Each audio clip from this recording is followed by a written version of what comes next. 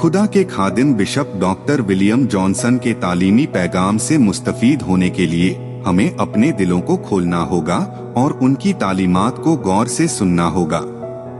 पाक रूह की मदद से हम अपने गुनाहों से तौबा कर सकते हैं और यीशु मसीह के साथ एक नई जिंदगी का आगाज कर सकते हैं। आइए जिंदा खुदा के जिंदा कलाम को सुने और कलाम को सुनने के बाद आपकी जिंदगी जरूर ही कलाम की रोशनी से रोशन हो जाएगी।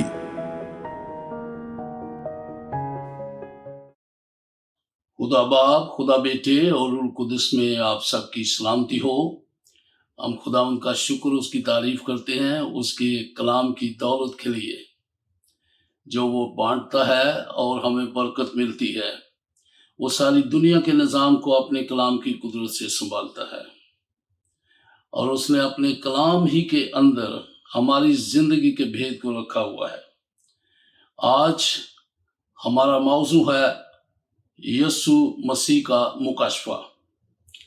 यीशु मसीह का मुकाशवा जो है ये आखिरी किताब बाइबल मुकद्दस की मुकाशवा की आखिरी किताब से लिया गया है।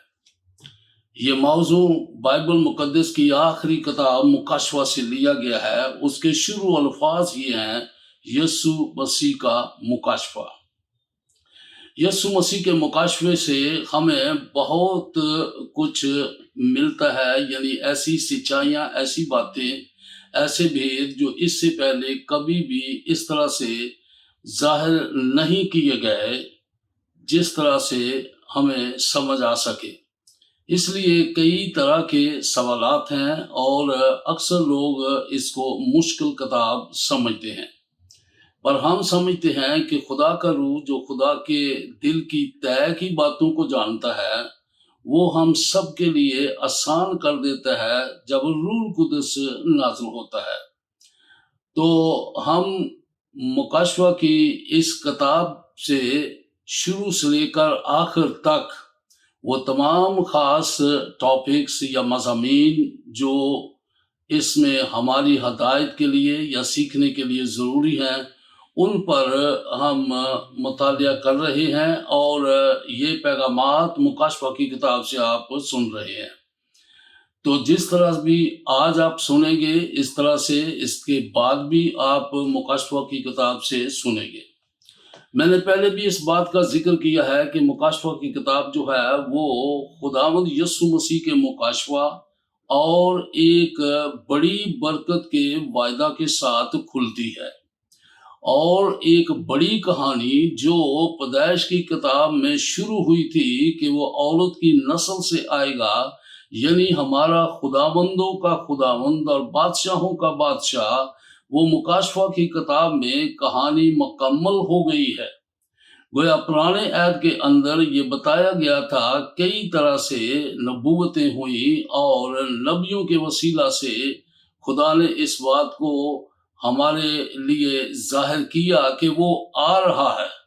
लेकिन नए ऐद के अंदर हमें बताया गया है कि वो आ गया है, अब वो जल्द आने वाला है, इसलिए उसकी आमद के लिए हमें तैयारी करनी है।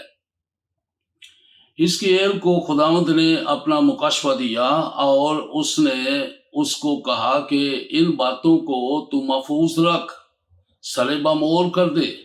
लेकिन यूहन्ना रसूल को उसने कहा कि इस नबूवत की किताब की किसी एक बात को भी पोशीदा ना रख, किसी एक बात की को भी पोशीदा ना रख। तो मुकाशवा की किताब एक वाहिद किताब है जो नए ऐद नामा के अंदर नबूवत की किताब कहलाती है। इसलिए यहाँ पर हमें बरकत के वायदा के साथ ये कहा गया है, इस नबूवत की किताब का पढ़ने वाला, सुनने वाला और जो कुछ उसमें लिखा है उस पर अमल करने वाला मुबारक है। तो मुकाशवा की किताब का हमें एक तशरीही नक्शे की ज़रूरत है, यानी आउटलाइन उसकी क्या हो सकती है। मुकाशवा की सारी किताब जो है वो 3 हिस्सों में तकसीम की गई है और मुकाशवा पहला बाब और उसकी 19वीं आयत, ये बड़ी मरकजी आयत है। हम कई बार इस कलाम को دہرائیں گے. اور آج بھی آپ میرے ساتھ کھولیں اور مکاشفہ کی کتاب اس کے پہلے باب کی 19ویں آیت کو ہم دیکھیں گے. تو وہاں پر لکھا ہے پس جو باتیں تو نے دیکھی اور جو ہیں اور جو ان کے بعد ہونے والی ہیں ان سب کو لکھ لے. تو گویا ان سب کو لکھ لینے کے ساتھ اس نے یہ حکم دیا ہے کہ ساتوں کلیسیوں کو یہ پیغام جو ہے لکھ کر بھیج دے. تو گویا ان ساتوں کلیسیوں کو جن پر اس نے زور دیا ہے یہ کون سی وہ کلیسیائیں ہیں اور ان کے نام اس نے دیے ہیں. اور اس نے کہا کہ افسس کی کلیسیا اور سمرنا کی کلیسیا اور پرگمن کی کلیسیا اور تھواتیرا کی کلیسیا اور سلتیس کی کلیسیا، فیلڈلفیا کی کلیسیا اور لودیکیا کی کلیسیا کو یہ پیغام لکھ کر بھیج دے. اب اس پیغام کی ایک بڑی اشد ضرورت کو بھی پیش کیا گیا ہے اور اس نے کہا اس لیے ان کو بھیجنا ضروری ہے کہ جو کوئی بھی اس کو پڑھے گا، جو کوئی اس کو سنے گا، جو کوئی اس پر عمل کرے گا وہ مبارک ہوگا کیونکہ وقت نزدیک ہے. تو گویا یہ بھی کہا کہ ان باتوں کا جو تو لکھ رہا ہے اور جو تو ان کو بھیجے گا ان کا جلد ہونا ضرور ہے، جلد ہونا اور وقت نزدیک ہے. یہ الفاظ جو ہیں یہ اس پیغام کی ارجنسی کو پیش کرتے ہیں. یعنی کتنی ضروری باتیں ہیں یہ جن کو جلد ہم سنیں، اور وہ نہ صرف ان لوگوں کے لیے تھی بلکہ وہ آج ہمارے لیے بھی ہے. اب اس نے کہا ان کلیسیاؤں کو یہ پیغام بھیج دے. تو اس کا مطلب یہ ہے کہ وہ کلیسیائیں جن کو یوحنا رسول جانتے تھے اور وہ یہ 7 کلیسیائیں تھی. اب یہاں پر سوال پیدا ہوتا ہے یسوع نے کیوں ان 7 کلیسیاؤں کے بارے میں کہا؟ اس لیے کہ یہ 7 کلیسیائیں یوحنا رسول کی نگہبانی میں تھی اور اس نے کہا ان 7 کلیسیاؤں کو یہ پیغام لکھ دے. تو گویا یہ ایک پہلا حصہ ہے جہاں پر ہم نے دیکھا کہ 3 حصوں میں ہمیں یہ تشریحی خاکہ جو ہے یہ ملا ہے ساری کتاب کا. تو پہلے حصہ میں ہم یہ پیغام سن رہے ہیں اور اس پیغام کے اندر آج کلیسیاؤں کے تعلق سے ہم بات کر رہے ہیں. اور سب سے پہلے کلیسیا جو افسس کی کلیسیا ہے اس کے بارے میں ہم پڑھتے ہیں اور سنتے ہیں کہ افسس کی کلیسیا کو اس نے کیا پیغام بھیجا ہے. ایک پیغام جو ہے وہ کامن ہے ان 7 کلیسیاؤں کے لیے، اور وہ کیا ہے؟ وہ یہ ہے کہ جس کے کان ہوں وہ سنے کہ روح کلیسیاؤں سے کیا فرماتا ہے. تو میرے عزیزو اس جگہ پر ہم اس بات کو بھی جانیں کہ کلیسیاؤں کا بہتر استاد جو ہے، اچھا چرواہا یا اچھا استاد جو ہے وہ روح القدس ہے. تو روح القدس جو ہے وہ ہمیں ان تمام باتوں سے واقف کر رہا ہے جو خدا کے دل کی باتیں تھی. تو یہاں پر افسس کی کلیسیا سے ہم شروع کریں گے اور ان 7 کلیسیاؤں کے بارے میں ہم مختصر روشنی ڈالیں گے. اب یہ 7 کلیسیاں جو ہیں یہ کلیسیا کے زمانہ کے 7 دور کو بھی پیش کر رہی ہیں. 7 دور ہیں جن کی نمائندگی کر رہی ہیں.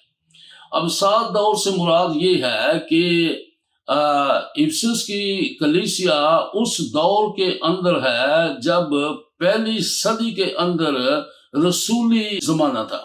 تو گویا رسولی زمانہ کے اندر افسس کی کلیسیا کا وجود پایا جاتا ہے اور ان 7 کلیسیوں میں سے یہ پہلی کلیسیا ہے. اب یہ افسس کی کلیسیا جو ہے یہ ایک بڑی خاص اہمیت رکھتی ہے اس بات کے لیے اکثر لوگوں کا یہاں پر آنا جانا، دولت مند لوگوں کا بھی بڑا مشہور تھا. گویا کہ جو تجارتی لوگ تھے اور کاروباری لوگ تھے وہ اس شہر کے اندر آتے جاتے رہتے تھے. اور پھر اس کے علاوہ یہ ہے کہ یوحنا رسول کے لیے یہ شہر جو ہے یہ بڑی اہمیت اس لیے بھی رکھتا ہے کہ 7 کلیسیاؤں کی نگہبانی جو ہے وہ افسس سے کر رہا ہے، کیونکہ افسس جو ہے وہ ان 7 کلیسیاؤں کا دارالخلافہ رہا ہے، اور اس خدمت کو، ان 7 کلیسیاؤں کی خدمت کو اس نے یسوع مسیح کے مکاشفہ کے ساتھ شروع کیا، اور جو مکاشفہ مسیح نے اب آخری دنوں میں اسے دیا، اس کا پیغام جو ہے وہ ان 7 کلیسیوں کے اندر بھیجنے کا یسوع مسیح نے یہ فیصلہ کیا، اور وہ اس پر ظاہر ہوا، اور اس نے اس کو یہ کہا کہ یہاں اوپر آ جا، اور وہ اوپر چلا گیا، اور اوپر جانے پر وہ کہتا ہے میں روح میں آ گیا، اور پھر جو میرے ساتھ باتیں کر رہا تھا میں نے اس کو غور سے دیکھا، تو پھر اس کو اس طرح سے دیکھا کہ اس نے ایک سردار کائن کی پوزیشن کو دیکھا ہے کہ وہ کس طرح کا لباس پہنے ہوئے ہے، کس طرح کا جلال ہے اس کا، اور اس بڑے جلال کو اس نے دیکھا ہے، گویا وہ سردار کاہن کے طور پر سب سے پہلے اسے دکھایا گیا ہے، اور اس کے بعد اس نے اس کو کہا کہ جو باتیں تو سنتا ہے ان کو لکھ لے۔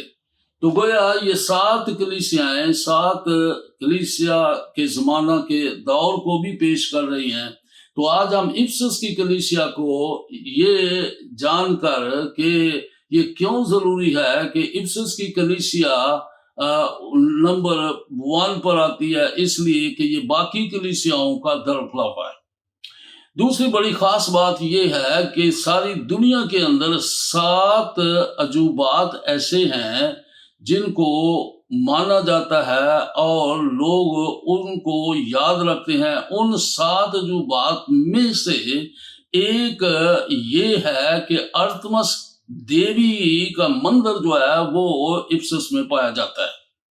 تو اس لحاظ سے بھی افسس جو ہے وہ بہت مشہور ہے، بڑی شہرت ہے اس جگہ پر ارتمس دیوی کی بھی۔ اب ارتمس دیوی کا مندر جو ہے وہ افسس کے اندر پایا جاتا ہے، اس لیے لوگ جو ہیں، ہر طرح کے لوگ جو ہیں وہ افسس کے اندر پائے جاتے ہیں، اور ہر طرح کے گویا عقیدہ کے لوگ بھی پائے جاتے ہیں، اچھا عقیدہ بھی ہے، برا عقیدہ بھی ہے۔ تو کلیسیا جو ہے وہ یسوع مسیح کی کلیسیا ہے۔ کلیسیا جو ہے وہ روح القدس کی قدرت اور آگ سے پیدا کی گئی تھی۔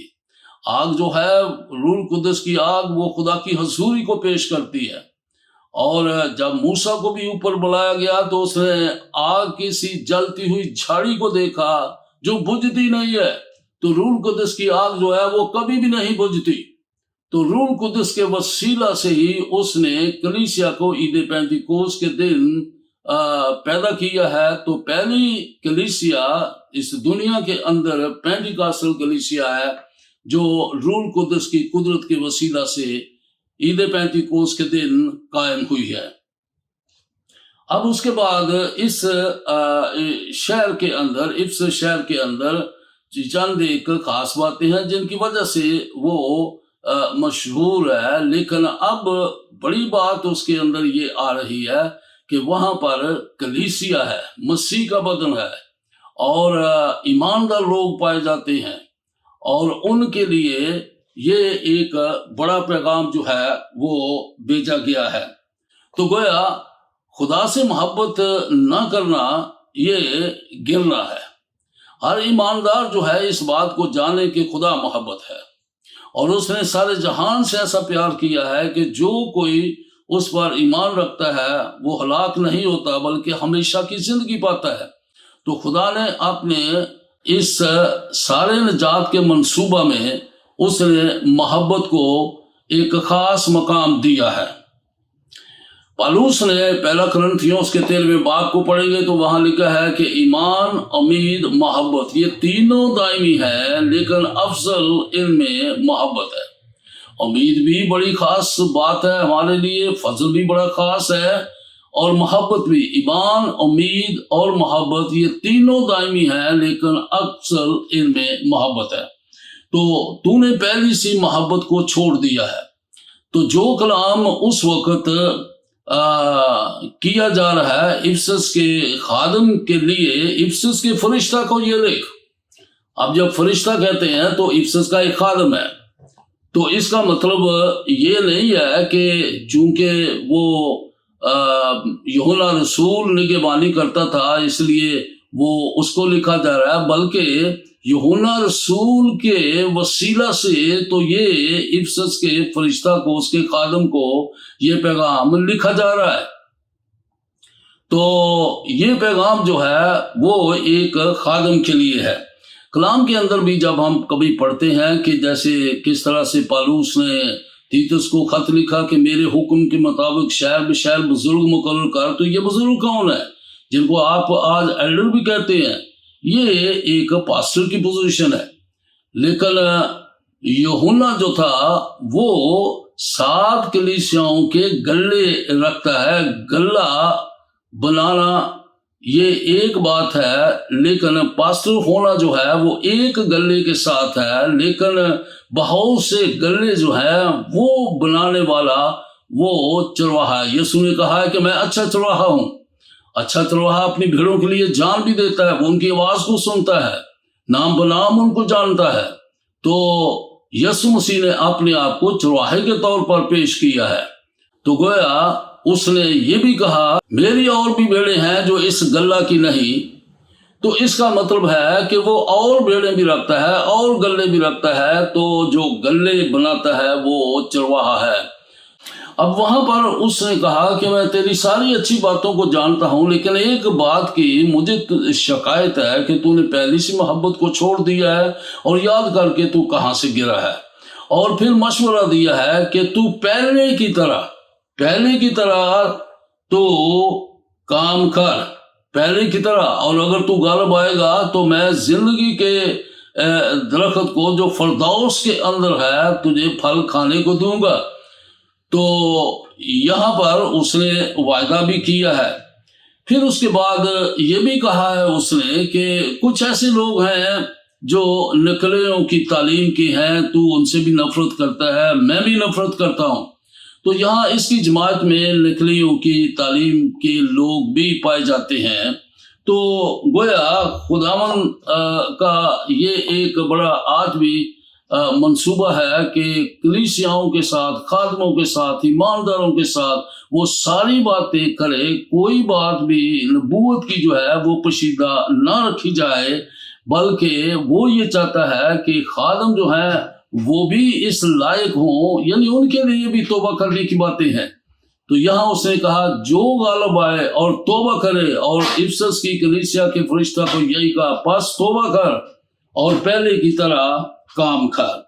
اور یہاں پر افسس کی کلیسیا کے لیے یہ مختصر پیغام ہے کہ ہمیں بھی پہلے کی طرح کام کرنا ہے، اور ہمیں بھی یہ سبق مل رہا ہے کہ ہم جانیں کہ کتنی محبت ہم خداوند کے ساتھ کرتے ہیں۔ کلام کہتا ہے کہ ہم سب اس کے ساتھ کام کرنے والے ہیں، تم اس کی کھیتی اور عمارت ہو۔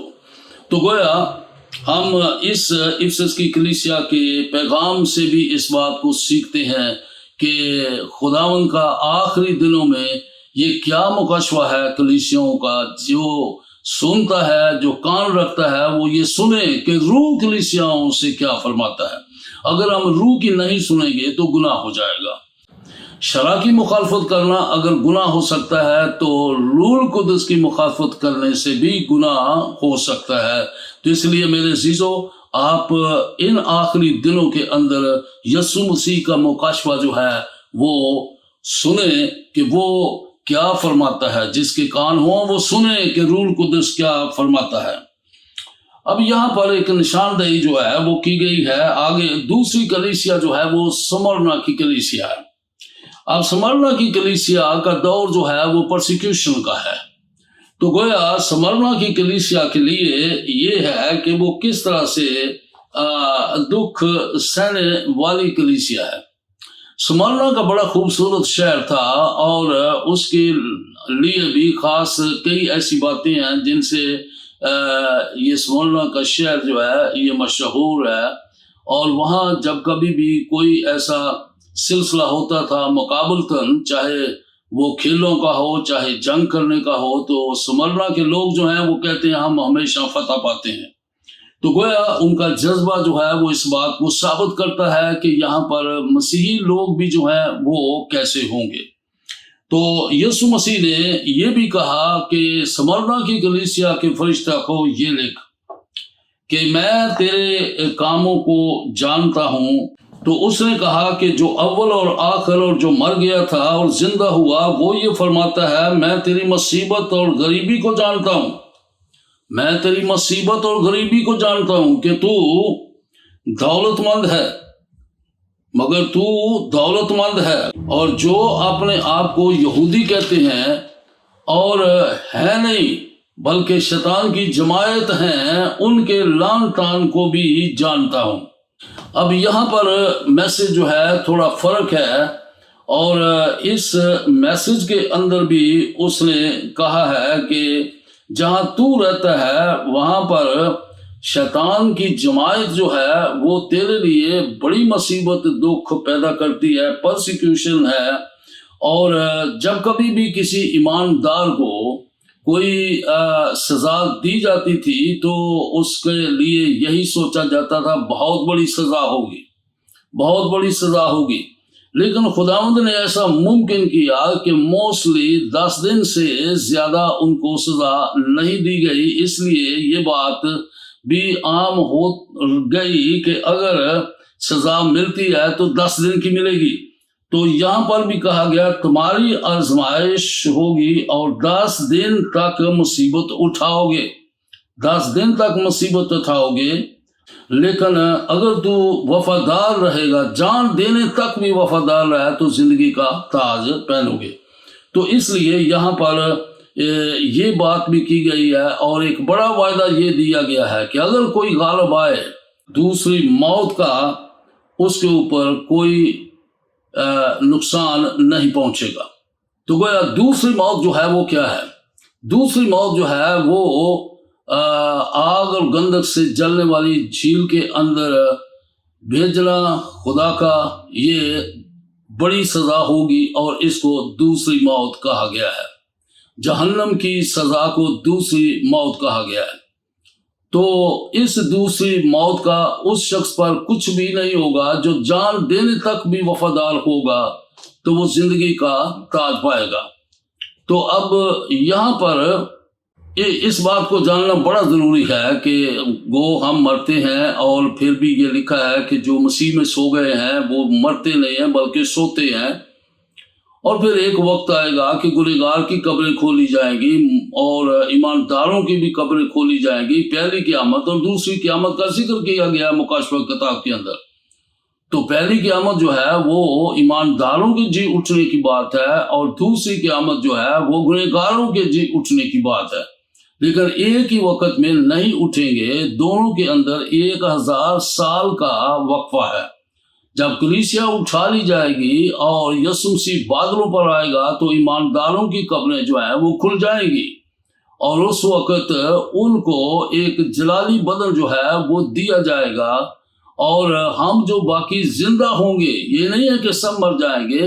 جب یسوع بادلوں پر آئے گا تو کچھ لوگ زندہ ہوں گے، تو ہم جو باقی زندہ ہیں ہم بدل جائیں گے۔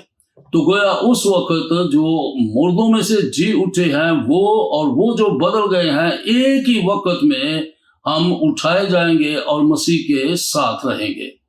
تو اب یہاں پر یہ بڑا وعدہ دیا گیا ہے کہ دوسری موت کا ایسے لوگوں کے اوپر کچھ بھی نہ ہوگا، ان کو کوئی نقصان نہیں ہوگا، کیونکہ کلیسیا اٹھائے جانے کا وقت جو ہے وہ کلیسیا کے زمانے کے ختم ہونے کا وقت ہے، اور اس وقت جب کلیسیا اٹھائی جائے گی اور اس کے بعد پھر 7 سال جو ہے وہ آسمان پر رہیں گے، اس کے بعد جب زمین پر آئیں گے تو یسوع مسیح کی بادشاہی شروع ہو جائے گی، اور وہ 1000 سال بادشاہی کرے گا۔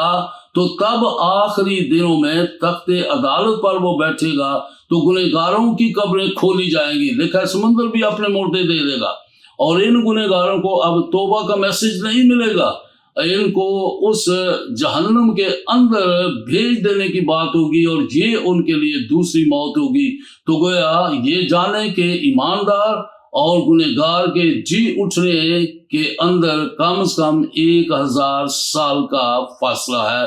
تو گویا یہ وہ باتیں ہیں جو ہمیں ان کلیسیاؤں کو میسج دینے سے ملتی ہیں، مکاشفہ کی باتیں ہیں۔ آج ہمارے لیے بھی ایسی ہی باتیں ہیں، تو گویا ہمارے لیے بھی پرسیکیوشن ہے، ہم کئی طرح سے آزمائے جاتے ہیں، کئی طرح سے ہمارے ایمان کے عقیدہ کے خلاف ہمیں لوگ جو ہیں وہ ستاتے بھی ہیں، لیکن یسوع نے کہا کہ آپ اگر کوئی آپ کو میرے نام سے ستاتا ہے یا دکھ دیتا ہے تو خوشی منانا، نہایت شادمان ہونا، کیونکہ انہوں نے مجھے بھی اور نبیوں کو بھی اسی طرح ستایا تھا۔ تو میرے عزیزو، ہم آخری دنوں کے اندر رہ رہے ہیں اور ان ساری باتوں کو بھی یاد رکھیں، خدا کے وعدوں کو یاد رکھیں، اپنے غالب آنے کی فتح مندی کو یاد رکھیں کہ اگر کوئی غالب آئے گا تو دوسری موت سے ان کو کچھ نقصان نہ پہنچے گا۔ تو گویا یہ غالب آنے کی باتیں ہیں، تو غالب اس وقت آئیں گے جب پہلے توبہ کریں گے۔ تو ایماندار کو بھی کہا گیا ہے پس توبہ کر، جان دینے تک وفادار رہے تو میں تجھے زندگی کا تاج دوں گا۔ سو خداوند آپ کو برکت بخشے۔ آئے ہم دعا مانگیں۔ وفادار آسمانی باپ، تیرا شکر، تیری تعریف کرتے ہیں تیرے کلام کی دولت کے لیے، تیری تعلیم کے لیے، نصیحت کے لیے، اور اے خداوند ان تمام ہدایات کے لیے جو روح القدس کے وسیلہ سے اے خداوند تو ہمیں دیتا ہے۔ بس تو جو سارے نظام کو اپنے کلام کی قدرت سے سنبھالتا ہے، تو ہر ایک ایماندار کو جنہوں نے آج تیرے کلام کو سنا ہے، اور اسے ان کو توفیق دے کہ وہ اے خداوند جتنی باتیں وہ پڑھتے اور سنتے ہیں ان سب پر عمل کریں، کیونکہ وقت نزدیک ہے۔